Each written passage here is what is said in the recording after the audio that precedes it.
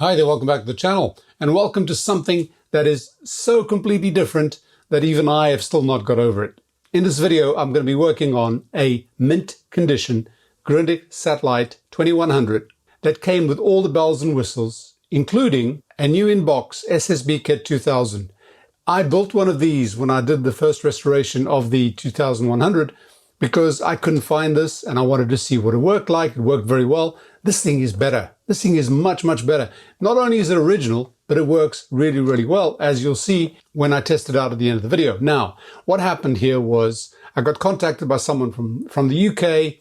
He's sent a couple of radios to me before to restore. We've become friends, and he told me he had this radio which was in impeccable condition. Now, that can mean anything. I've described stuff as absolutely new or impeccable, and when you look at the detail, it's not quite there. Well, this one is. In fact, when I opened it up, and you'll see me developing that surprise in the video, I really did not realize that this was a new old stock or something that came out of a box from somewhere, never been used or probably never been used, and he'd given me this to give it a once over and to actually make sure that everything was in perfect condition before he started using it. So when I started opening this up, I was flabbergasted. I've never had one of these radios like this in my hands. And I think we all sort of dream of that as restorers, although as far as restoration is concerned, there wasn't that much to do. There are a few things you have to look at. This radio was sitting somewhere for 40-something years. Capacitors dry out, plastics dry out, things just happen, okay? Pots, switches need cleaning because they do get tarnished with time.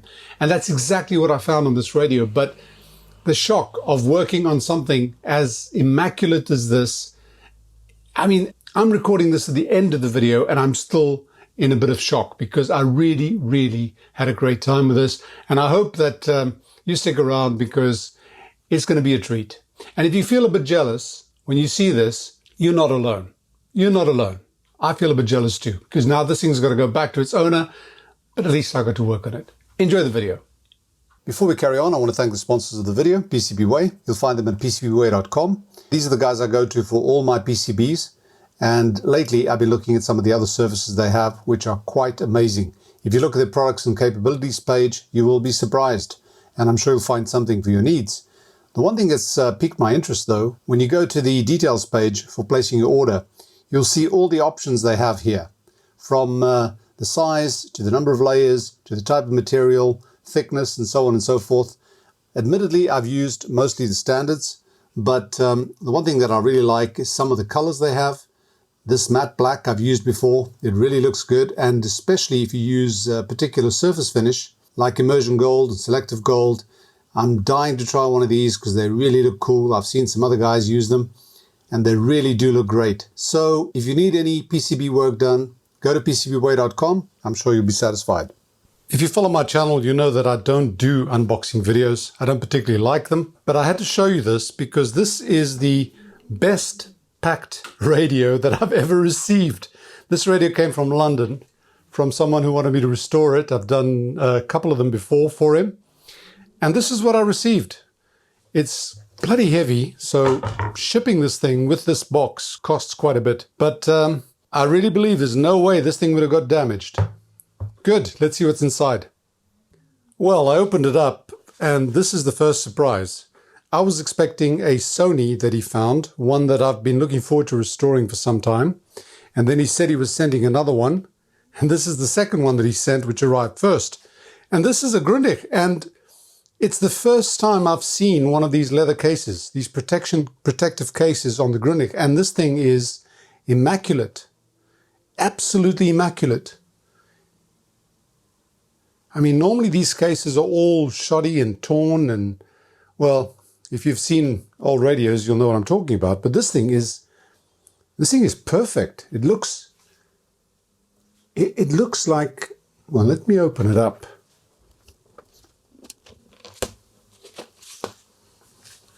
Oh, wow. Oh, wow. I can't believe this. This thing looks like it's never been used. This thing has been, this is a new old stock radio.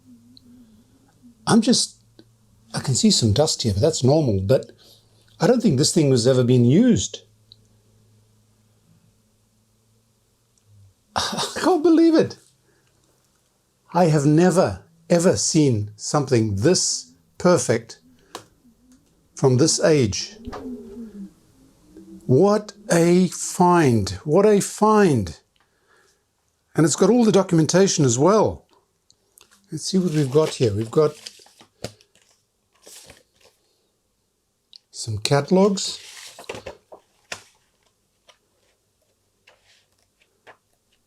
Manuals. This looks to be a reprint.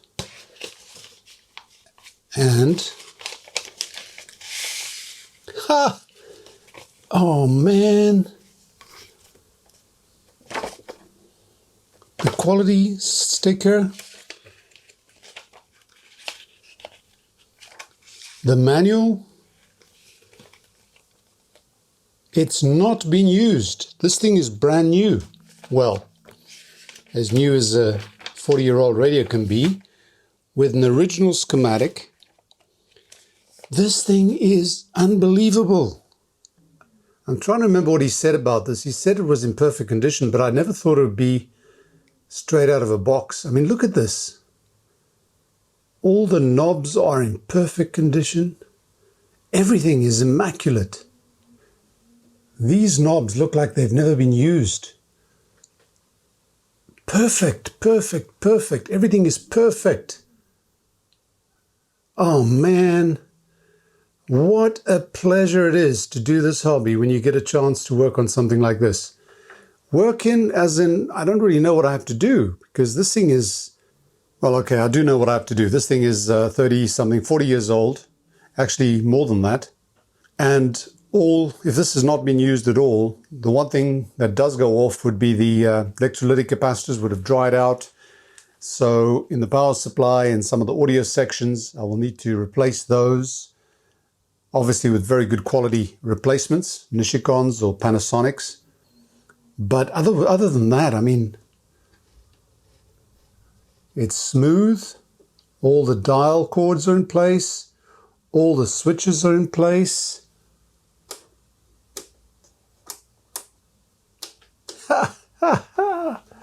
Beautiful, beautiful, beautiful. Oh, I am speechless. That's why I'm speaking so much. Unbelievable. Uh-oh. Uh-oh. What have we here? It looks like a pretty common problem that these things have has happened here. Those plastic faceplates sometimes jump off or pop off, and there's obviously one or more of these that has popped off. See that? I'm not going to force it. They're pretty easy to clip back on, so I have to be careful with that. But this thing is impressive, really impressive.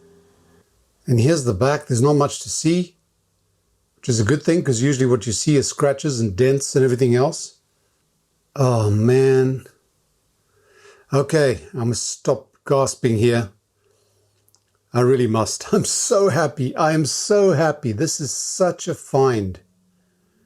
Such a find. Let me get it out of the case first. So this is what a Grundig Satellit 2100 looked like when you took it out of its casing, straight after you brought it from the shop, way back then. In perfect mint condition, without an exaggeration. This is pure mint condition. Oh, this is going to be such a joy. All right. Oh, and there's one more surprise, as if this wasn't enough. Look what he got.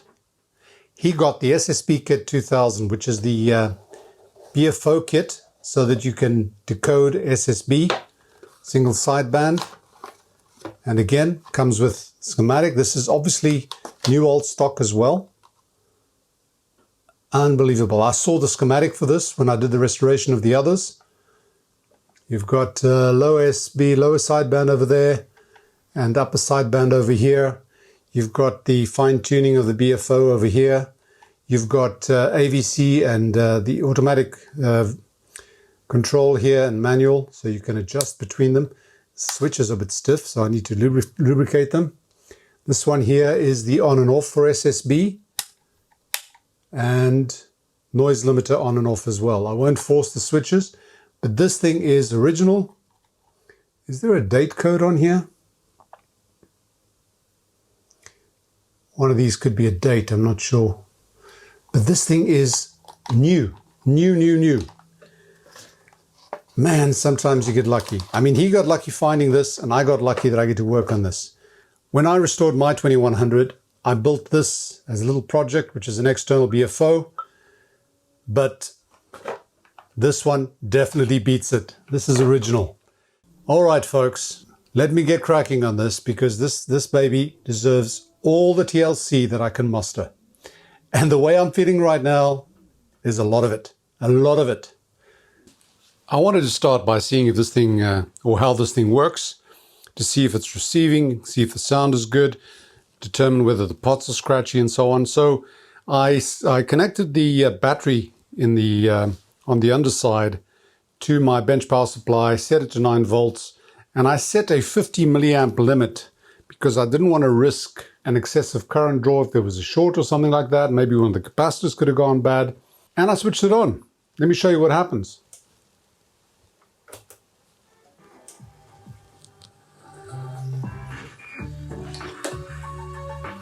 Pretty good, right? This is on FM. And here's the problem. I can't change it to anything else. FM stays stuck.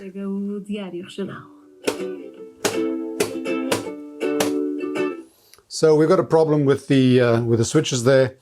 The FM is not releasing when I push the others. So we obviously have to clean those switches. This is something that's pretty obvious in a radio like this. It's been sitting around for a while. I also checked if the knobs or the pots were scratchy. There's a little bit of scratchiness on the volume, which I can barely discern, but it's there. Not serious, so those need cleaning as well. So the other obvious things are the switches need cleaning to lube them a bit. They are a bit tight, as I mentioned before. And of course, lubrication of anything that moves. So that's what I'm going to do next. And although I did want to check that all the bands worked, I'm afraid I can't do that as long as the FM is stuck in there. And I have tried all sorts of little tricks like snapping it, but it just won't move. So I'm going to open it up. I'm going to do it very carefully. As you can see, this has got a cloth down below. I don't want any scratches on this. The screws are going to be removed very carefully so I don't damage the screws. This is just something rather simple, but I do want to take care that this thing goes back to the owner in exactly the same condition that it came to me. At least as far as aesthetics are concerned, it looks like it's been boxed all these years. And if you don't know, one of the ways that you can determine if something's been messed with is when you put a screwdriver in. If the screws are unduly tight and you put force on it, you can see the result on there. And there's a very simple way of getting around that. If you just take a bit of tape, put it lightly on there. There we go. That screw comes out, it leaves absolutely no trace. I know I'm nitpicking, but if ever a radio deserved this, this is the one. Well, here's the reason for that. This little clip, which should clip underneath that ledge, was at the top. So this spring is not acting at all. And if I pull it up, yeah, there we go. So this spring has got to go down, and this clip has got to clip underneath there to give it the spring action all the time. So that's fairly simple. Everything looks perfect on here. It's just that spring was off. Yeah. Okay. That's one problem discovered. Let's get to solving it. Okay, the problem with the switch, with the FM switch, has been fixed. The problem was that this switch has got like a square base on there, and a little bit off the back had broken off. So this black ring, like a washer, that had actually broken as well. Now this happens because obviously plastic or rubber gets dry with time, and I had to find a workaround, and I managed to get a metal ring around it which holds the spring in place, because that's what you need to do. And now it is working, so let's see what else we can receive.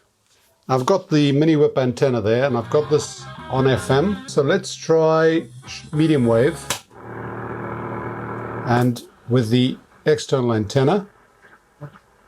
There we go.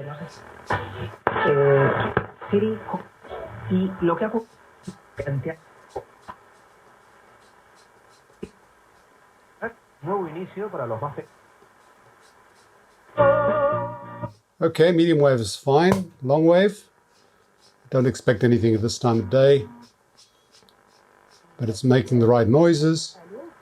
Short wave 1, that's over there. Short wave 1 is over here. Won't expect much. There's nothing there really. Now if I try shortwave 3 to 10, which is this roll thing, I've actually fixed the problem there. And what it was that some of these panels had slipped out. If you can see that now, they're all in place. I just had to push them in. Now I will be cleaning all these contacts as usual, but for now, that's where I've left it. So this is rotating freely now. Because of the problem with that switch, I lubricated all these switches, so they're all working nicely and they're releasing each other as they should. But let's see what we can pick up. Shortwave 3 to 10. We're on, where are we, 14 megahertz. I've got the normal band selected, which is down here.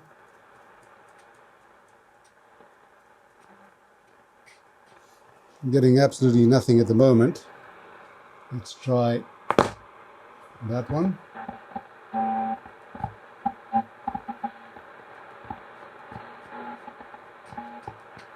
It's probably going to be better at slightly lower frequencies at this time of day.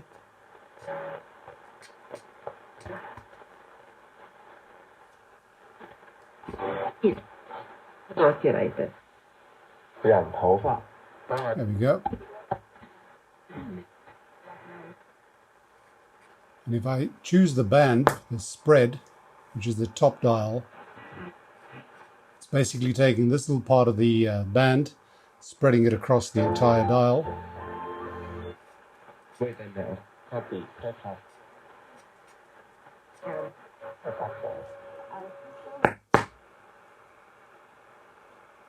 see if we...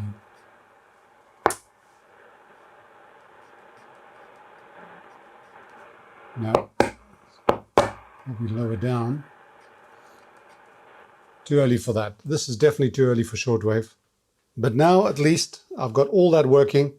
I've found that there's a little bit of scratchiness when you're trying to tune, which means that some of those little pulleys need lubrication. As I said, a bit of scratchiness there. But the next step is to remove the chassis from the cabinet. And that is not particularly difficult. I've actually had to look at my old video where I describe exactly which screws to remove and how to remove this whole thing. You remove the antenna, then you remove 2 screws down below, and I think there's some in there. So I'm going to do that because I want to get to this section over here. This whole section over here is the one that has the power supply and the amplification stage components. This is where all the electrolytic capacitors are, or most of them. If I recall correctly, this is the only place I needed to replace components. This thing has to come out, and then that whole thing flips out here, and we can work quite comfortably on there. So I'm pretty pleased that the things that I'm finding are what I expected. You have to sort of know what you look for when you're looking at a radio that's never been used, probably never been used. So the sort of things you expect to find would be cleaning, some tarnishes on the switches and on the pots, and then of course the electrolytic capacitors. So that's what I'm going to get on with. I got a bit carried away. I just went ahead and did everything. I've done this all before in meticulous detail in the first restoration of the Satellite 2100 that I did. So I decided to avoid repetition. All I did was I replaced all the electrolytic caps on there. The condition they're in is actually not bad. I mean, I noticed a A couple of them had sort of lost their value a little bit, and I checked that main one there. It's in perfect condition, and I tested for leakage as well at a low voltage. There's nothing wrong with it. This is actually quite characteristic on this circuit board, although you won't see it from the inside, but I wanted to leave it as original as possible. The others have all been replaced with either Panasonic FCs or with Nishikons. So I've cleaned up the pots, lubricated them, cleaned them. They're all working very, very well, and got that section done. So I'm going to put this board back. I've also lubricated all those little pulleys, all of them, because there was a little bit of scratchiness that I could hear when I tuned. It's now totally noise free. There's some there. There are some over here as well. So all those have been lubricated. Everything is looking spick and span, perfect condition. And now what I want to do is I'm going to just check. Well, firstly, I'm going to put this back. I'm going to put the speaker on, and I'm going to check the alignment. I'm going to do a quick check of the alignment. I've got a feeling this thing's going to be perfect. None of the components that I changed here were in any kind of tune circuit where an alignment would be necessary. I'm going to just quickly check the crescent current there as well. I've got a feeling this thing is going to be pretty much spot on. If I do find something, I'll report back. Otherwise, I'm going to close this up and we can give it a good test. I'm obviously also anxious to test the shortwave in the evening, see whether that's picking up well, and also to do an SSB test, because the one thing I've never used on this is that SSB decoder. Well, folks, this one is nearly done. I have done what I needed to do inside. I have put it back in the case, made sure that everything fits properly. You do not force this thing. You do not force it. Things like what happened to me here.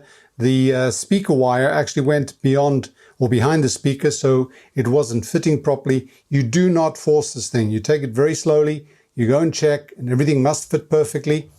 And this is where we are. Now, what I've done is I went and did some checks on the IFs. They are absolutely spot on. I mean, I started doing some adjustments, and then I realized I was just doing it for the sake of doing it. That's the wrong way to go about this thing. You do not mess with it just for the sake of messing with it. You check it, you make the adjustments, make sure that it's peaked. If it's peaked, you leave it there, right? I mean, this thing has been tuned perfectly. It has not really been used, if at all. If it has been used at all, I'm not sure. But this thing is in immaculate condition. What I have done is I've done cleaning of all the contacts there as usual. And that is really something that needs doing, because these things do get tarnished even if they are not used. If you leave it lying around for a long time and you do not use it, it does create a layer of tarnish, and then the conductivity is not as good as it should be. So I've cleaned them all with the fiberglass brush. This time I wore gloves so I don't get these prickly things on my fingers.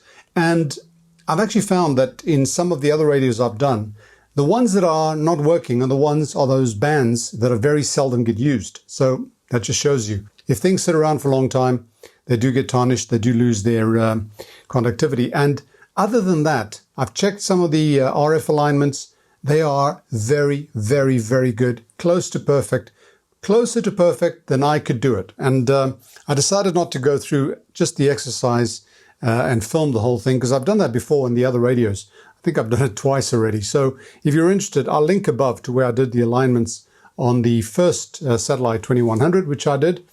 And so what I can say now is this thing is ready to get covered up, receive a final cleaning. Obviously, there's little, stains that you leave when you touch this thing, oil from your hands and everything else. Give it a final cleaning. We'll give it a final test. And then, of course, I want to look at this and have this thing operational as well. I'm going to open it up, clean the switches and contacts, make sure that everything is in perfect condition. And then I'm really anxious to test this on this radio with some of the amateur bands. So this is what it looks like. And bar a bit of, actually this isn't even dust. This is some sort of glue. This is the SSB, the BFO, external BFO, SSB decoder, whatever you want to call it. And this is really interesting, because what you've got is this adjustment here that goes from lower sideband to upper sideband. This is obviously just adjusting the tuning across the IF frequency. Now there is a schematic in the service manual for this. This is the auto gain control, automatic gain control, or manual gain control. So you basically put this on auto. If you put it on manual, then you can adjust the RF gain over here. And sometimes when trying to decode SSB, that's the best way to do it. This is SSB or off. So that means that if you got it in the off position, the BFO won't interfere with your signal. There are a couple of adjustments here, which of course I'm not going to mess with. There's literally just 3 switches to clean and lubricate. And that's all I'm going to do. And then I'm putting this back and we'll be trying it. Interesting. Much more interesting than the one I designed. Yeah, much better. Because it's original. Let's test this shortwave 3 to 10. It's or late afternoon, so some frequencies will be better than others. We'll see what we pick up and perhaps wait for a little bit later to get the lower frequencies. Now I'm using the mini whip, and I tried the higher frequencies earlier. I'll show you that at the end of this, but at the moment we're on the, the 25 meter band, but on the full band.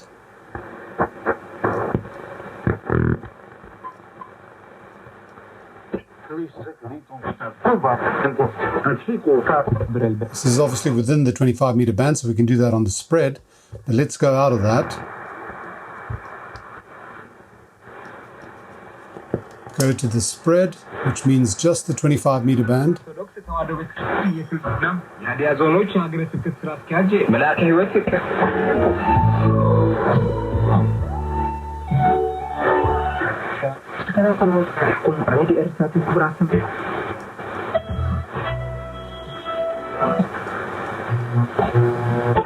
Ta propre voix. Laisse-toi.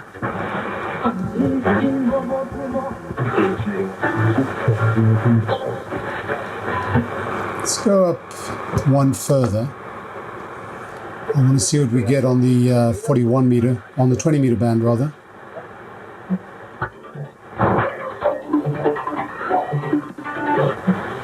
La semana se ha hablado de una ley de followed by witness history of the death of the Chilean. Sacre mondial affronte la Nouvelle-Zélande. Mamma jagorancin kungiyar Gamon Setomi.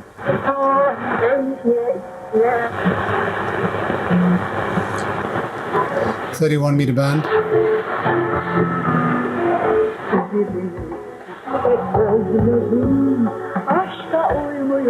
Ont été inculpés et placés en détention préventive.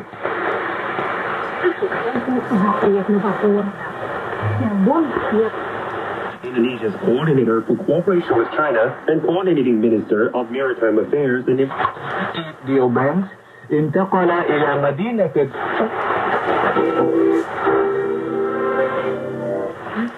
Летний дворец мог бы стать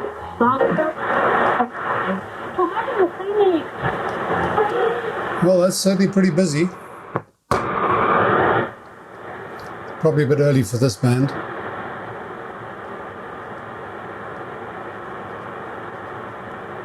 Yeah, it is.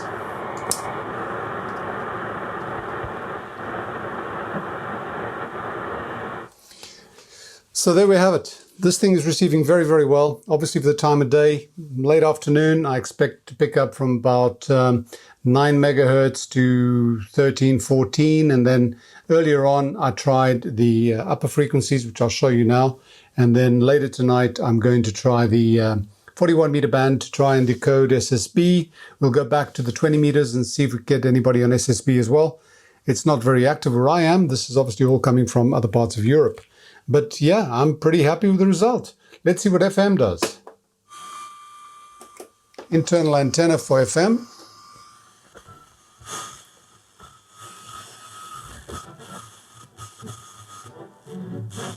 This is a station that I very seldom receive. This is my go-to at 101.6.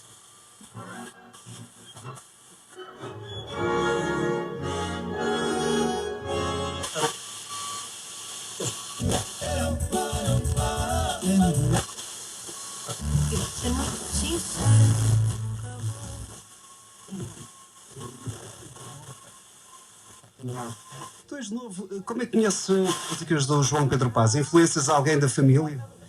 Sim, eu tenho 20.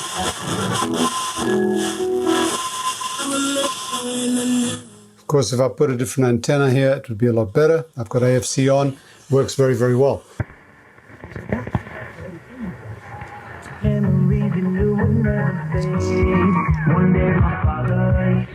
En el matadero de Madrid, la exposición inmersiva en los últimos días de Pompeya, que incluye un recorrido conocida por la conocida como la Villa de los Misterios de la ciudad romana. Nos lo va a contar precisamente. El recorrido en realidad virtual por otro fuerte de esta exposición inmersiva. Pasamos por los jardines, el atrio, los baños y otras coordenadas que presentaban en el 39 después de Cristo. Todos estos, este juez con 3 años. Y constancia de la gravedad de estas conductas. Una lucha de gladiadores. Analizamos la actualidad que esta semana nos deja interesantes temas sobre la... 1.200 metros cuadrados, desde 1060 grados. ¿Qué ha sido y debe ser Europa? Sigue a Irene Poto en Twitter en @ nuestro muro de Facebook.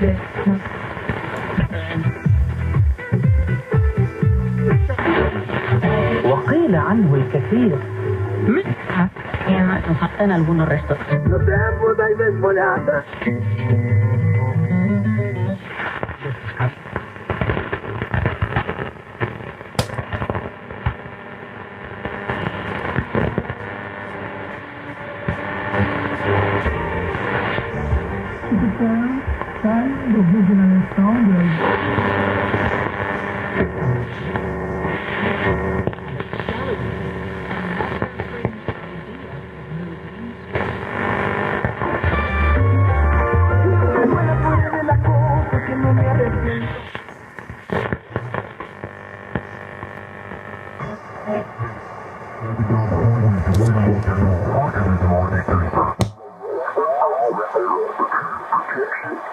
So I'm not getting any stress on the antenna, which is a good thing, but I can't pull it to my garage. I have to unscrew the top of the antenna when I pull in the garage.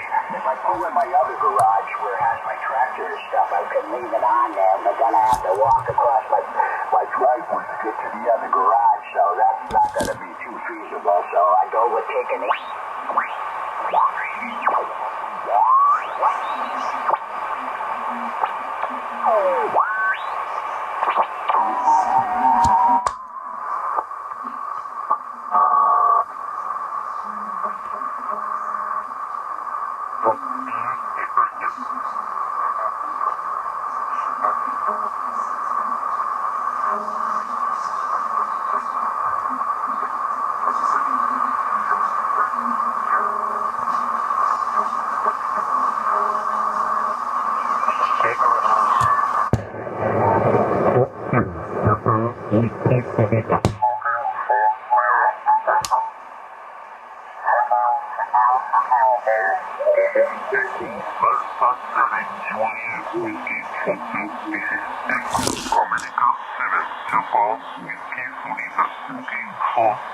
Estación.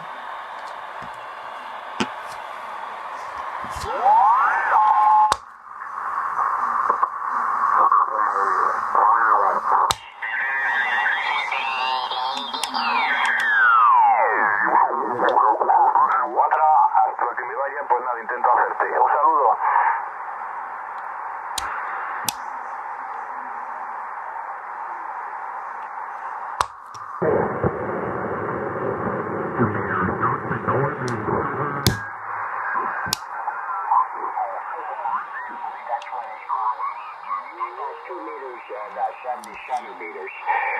See, inside my truck, I got the Yaesu 857 Delta, that same one you see in the picture.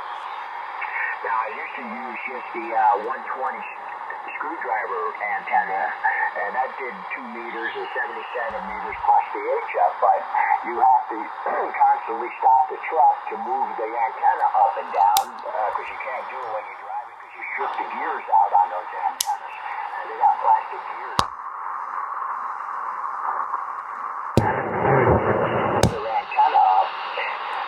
the duplexer because I was running the duplexer, so I took the duplexer out and just screwed the antenna.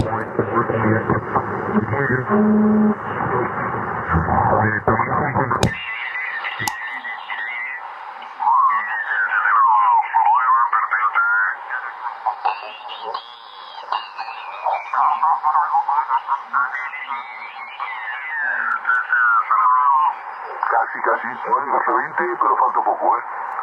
Una final espectacular, como de costumbre. Oye, Jorge, no te robaré mucho tiempo, ¿eh?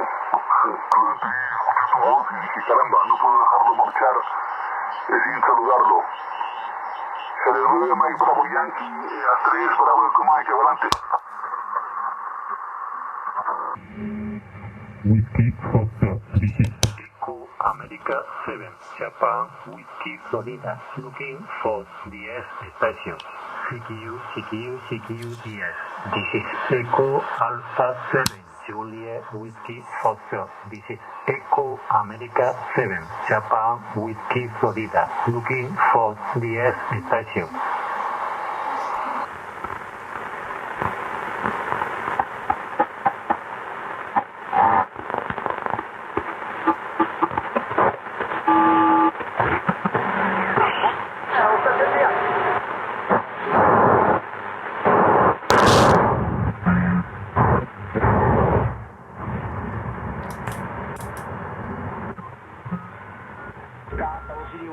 Niente, dai, il mio cuscinetto, ci sto trasmettendo, come dire, questo.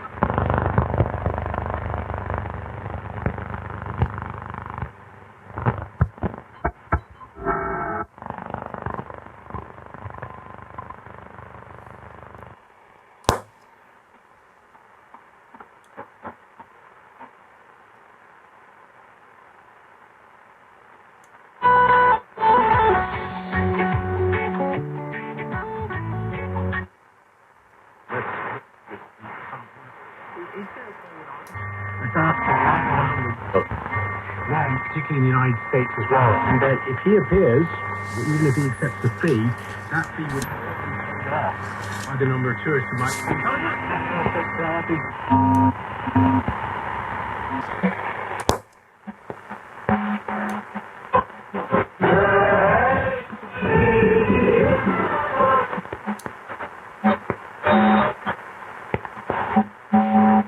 Information touristique a changé de direction.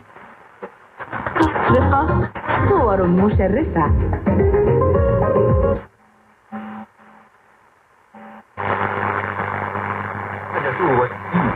أحلامه وطموحه.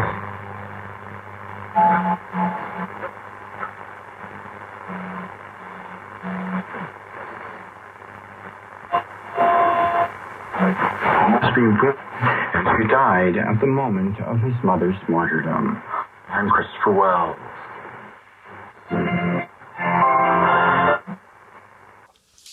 Well, all good things must come to an end. This baby's ready. I'm going to put it back in the leather case and say goodbye. I'm sorry to see her go because this has been quite an experience. So there we are. Put all the documentation back. This stuff is incredibly valuable. It's original and you should treat it with utmost care. So what can I say about her? Very little wrong except the things that you might expect from a radio that's 40-something years old, that's not been used. The contacts in the back of this drum tuner were tarnished. They were cleaned. Some of these little panels had slipped out. It happens. In the previous one, it happened as well. You've just got to make sure before you start using it, you should actually very carefully rotate the drum tuner. Make sure nothing's stuck, because if one of them pops out and you force it, you will damage those clips at the back. So that's always something to be careful with when you ship this thing. The other thing was, well, rather unexpected. Effectively, this radio only worked on FM because you couldn't switch it out of FM due to that switch that had broken its clip that holds the spring in. Again, something that could happen. Plastic ages, gets more brittle, and obviously that's what happened there. Other than that, we've got some pot cleaning and switch cleaning. So all this thing has got is lubrification, a little clip at the top there, and a small collection of electrolytic capacitors. In fact, not even all of them, because I checked everyone, made sure that I only replaced those that needed changing. I'm going to put this in a little bag and add it to this collection of stuff here, so that if someone wants to put this back to the original, doesn't care about the condition of these, it can be done. I think if ever a radio needed this kind of attention, it's this one. I am so chuffed. I'm so pleased I got the opportunity to work on something like this. A mint radio, we all describe things as mint when they're not. This thing is. Mind you, with a metal clip on there, some lubrication, and, half a dozen different caps. I suppose you could call this tampered with, but that's the way it goes if you want to get this thing to work again. So once again, I hope you've enjoyed this. I certainly have. And if you have, please click like, share, subscribe, and all that jazz. And if you want to support the channel directly, you can do so on Patreon and PayPal. Links in the description below. Thanks for watching. Bye for now and stay safe.